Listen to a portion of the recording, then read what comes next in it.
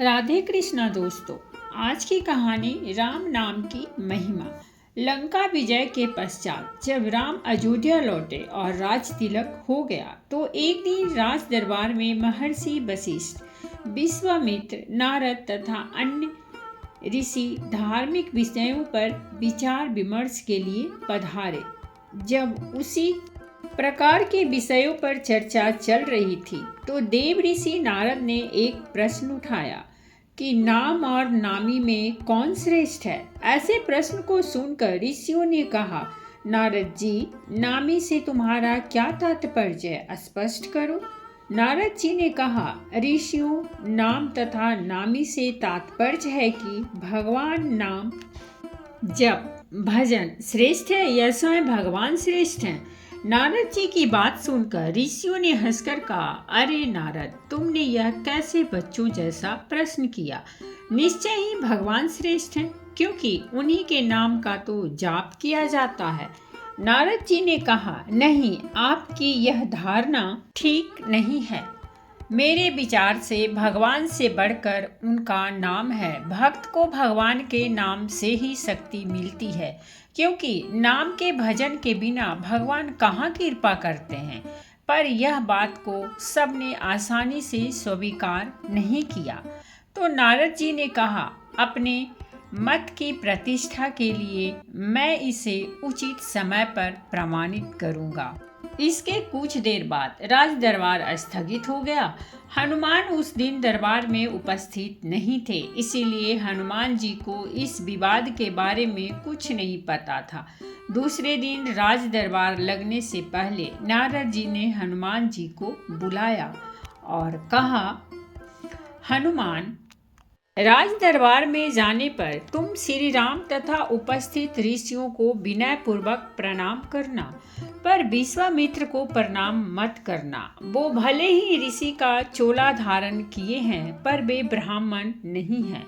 क्षत्रियों की पूजा ब्राह्मणों जैसी नहीं होती। हनुमान ने सोचा, नारद देवताओं के ऋषि हैं, ठीक ही कह रहे होंगे, उनकी बात अवश्य माननी चाहिए। उन्होंने कहा, ठीक है देव ऋषि, मैं ऐसा ही करूंगा।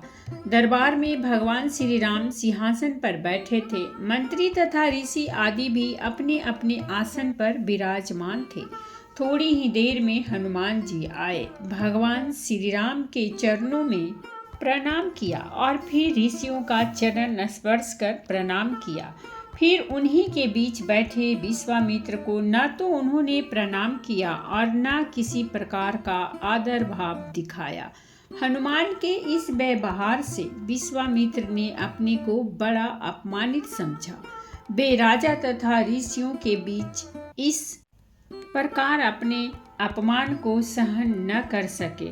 तत्काल ही क्रोध में उठ खड़े हुए और श्री राम से बोले, श्री राम, तुमने अपने इस मुंह लगे सेवक की दृढ़ता देखी। भरे दरबार में इसने किस प्रकार मेरी उपेक्षा की तथा उद्धत भाव से मेरा अपमान किया। श्री राम ने कहा, गुरुदेव, शांत हो जाइए, मैं हनुमान से इस दृढ़ता का कारण पूछूंगा। विश्वामित्र का क्रोध शांत नहीं हुआ। उन्होंने कहा, यह तो आपने प्रत्यक्ष देखा, पूछने की क्या आवश्यकता है। अस्त्र शस्त्र के क्षेत्र में मैं तुम्हारा गुरु रहा हूँ, यह गुरु आज्ञा है, इसे दंड दीजिए। नारद ने भी विश्वामित्र की हाँ में हाँ मिलाई तथा कहा, भगवान विश्वामित्र जी ठीक कहते हैं, हनुमान ने इनका प्रत्यक्ष अपमान किया है। आपके उद्दंड सेवक को दंड मिलना चाहिए। नारद जी की बात सुनकर हनुमान असमंजस में पड़ गए। भरे दरबार में अपनी स्थिति देखकर कुछ बोल तो न सके, पर सोचने लग गए कि जिस नारद के कहने से मैंने ऐसा किया, वही नारद अब मेरा बचाव न करके मुझे दंड देने की बात में सहमति जता रहे हैं। नारद जी का यह चरित्र समझ में नहीं आता।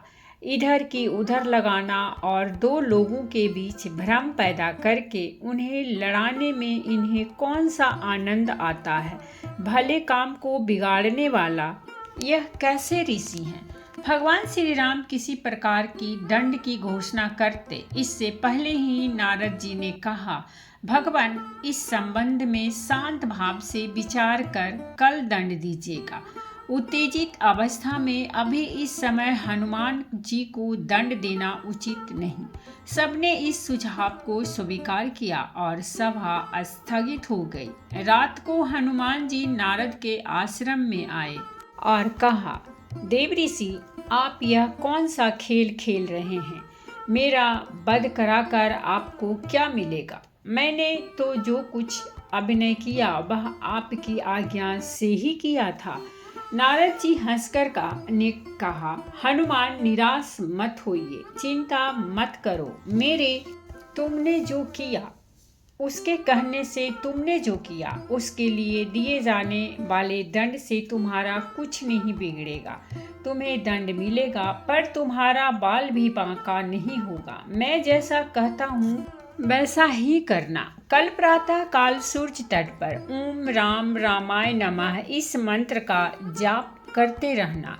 कोई कुछ भी कहे तुम कुछ मत सुनना, बस यह मंत्र प्रेम भाव से जपते रहना। प्रातः हुई। हनुमान जी स्नान कर सरजू तट पर खड़े होकर मंत्र जाप करते। दरबार लग जाने पर जब हनुमान दरबार में उपस्थित न हुए तो श्री राम ने पूछा, हनुमान कहाँ हैं? अभी तक नहीं आए। विश्वामित्र ने कहा, आप आज दंड देने वाले थे, शायद इसी डर कर नहीं आया। नारद ने कहा, मैंने अभी थोड़ी देर पहले सरजू तट पर उसे स्नान ध्यान करते हुए देखा है।